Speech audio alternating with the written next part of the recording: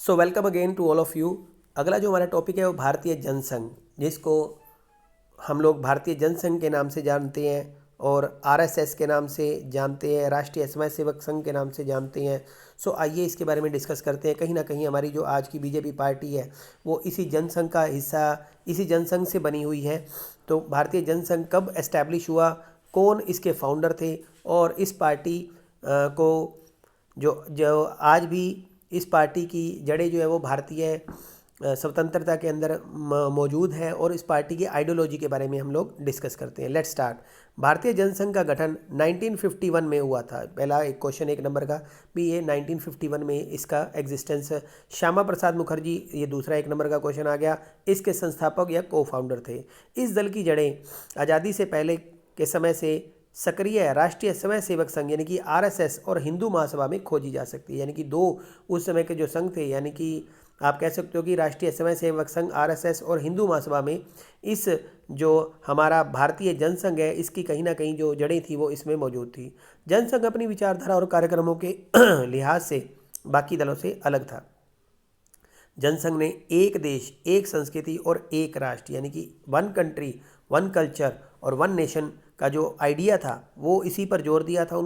इनका मानना था कि देश भारतीय संस्कृति और परंपरा के आधार पर आधुनिक, प्रगतिशील और ताकतवर बन सकता है। उनका मानना था कि देश जो है वो देश की कल्चर और ट्रेडिशन के आधार पर मॉडर्नाइजेशन किया जा सकता है। जनसंघ ने भारत और पाकिस्तान को एक करके अखंड भारत बनाने की भी बात कही थी। मानते थे कि भारत और पाकिस्तान एक करके अखंड भारत बनाया जा सकता है। अंग्रेजों को हटाकर हिंदी को राजभाषा बनाने के आंदोलन में यह पार्टी सबसे आगे थी। यानी कि ये मानते थे कि हिंदी भाषा को ही राजभाषा बनाने पर जोर दिया जाए और अंग्रेजी को हटा दिया जाए। इसने धार्मिक और सांस्कृतिक अल्पसंख्यकों को रियायत देने की बात का विरोध दिया था। माइनॉरिटी और रिलीजियस जो पीपल हैं या अन्य धर्मों के लोग हैं उनको किसी भी तरह की कोई रियायत देने के विरोध में थी। ये इनकी आइडियोलॉजी में शामिल है।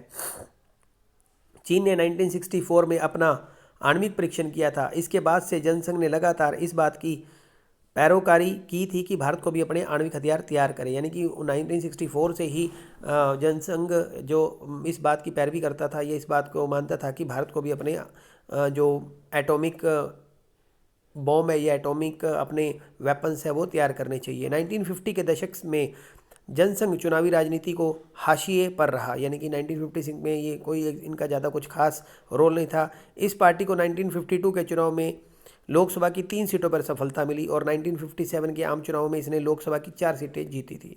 शुरुआती सालों में इस पार्टी को हिंदी भाषी मसलन राजस्थान, मध्य प्रदेश, दिल्ली, उत्तर प्रदेश के इलाकों में ही समर्थन मिला था। जनसंघ के नेताओं में श्यामा प्रसाद मुखर्जी, दीनदयाल उपाध्याय और बलराज मधोक के नाम शामिल हैं।